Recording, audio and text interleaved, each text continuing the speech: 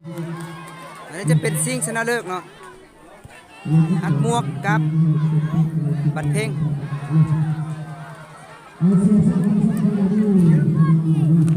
นี่จะเป็นวานโยนของบัดเพ่งสดดิไรสด บ่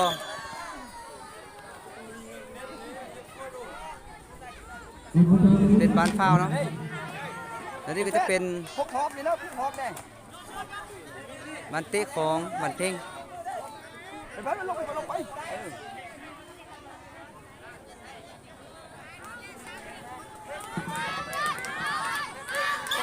ยิงเลยเบอร์12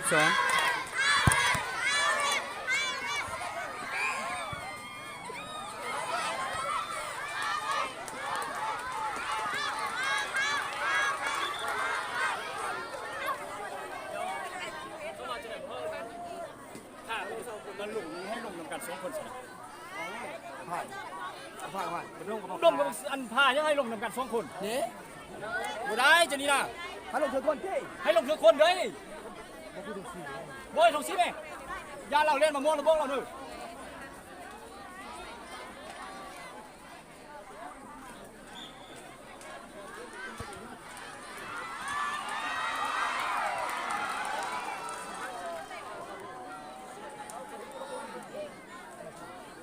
จะเป็นบานเตะเจของฮัดมวกเนาะ ที่เรากันแล้วว่าทางท่านมวกนี่ให้ลง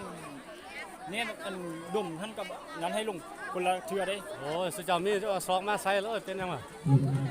ก็เว้ากันกดกันเว้าใส่กันแล้วเดี๋ยวนี้เขาเลยลงจะนี่ไปบ้านน้ำอาต้องซีมโนผู้รุ่นไปผู้ใดพระเจ้าร่วมกันนะได้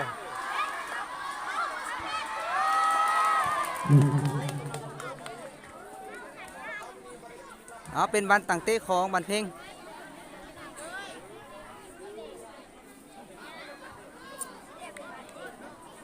แฟดขึ้นแฟด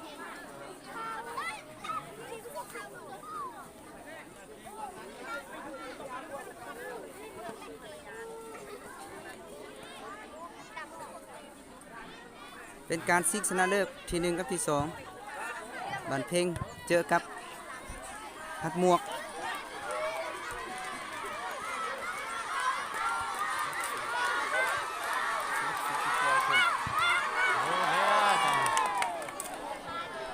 เสมอเลยนะเดี๋ยวนี้นะที่จุดโทษเอาเนี่ยมีกับเบี้ยวนะมึงปั่นนะ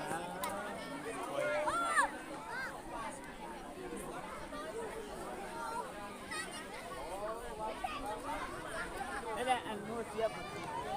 โอ้โหแล้วจึงเลยชักคนให้เป็นคนละนัด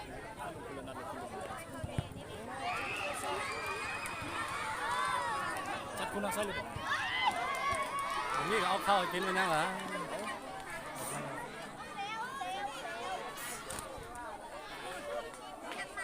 โอ้บ่ได้ว้าโยน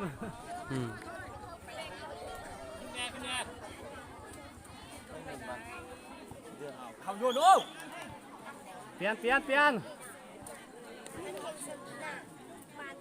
เอาบัตรดิแม่เป็นบอลโยนของบันเพ่งอีกแล้วโอ้หายสิ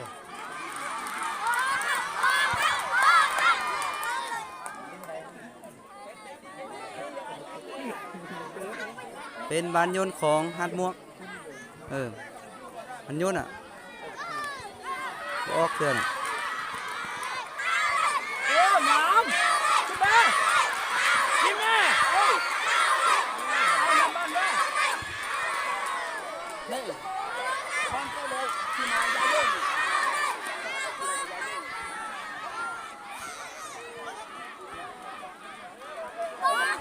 หายสิ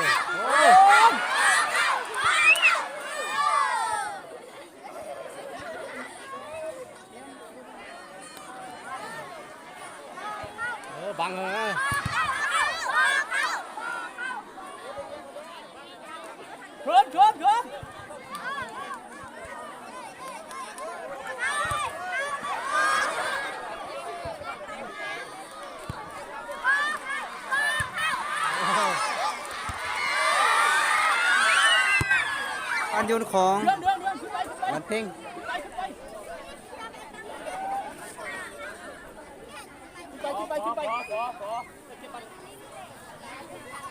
อยู่3-4 คนเนี่ย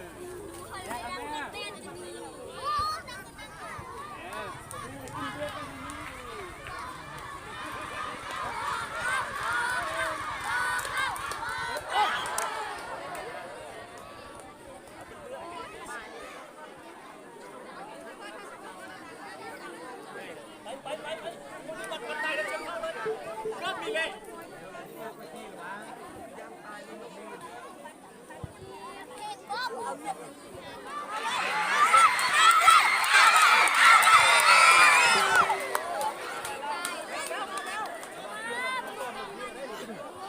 เป็นบ้านตั้งเตะของบ้านห้ามมวก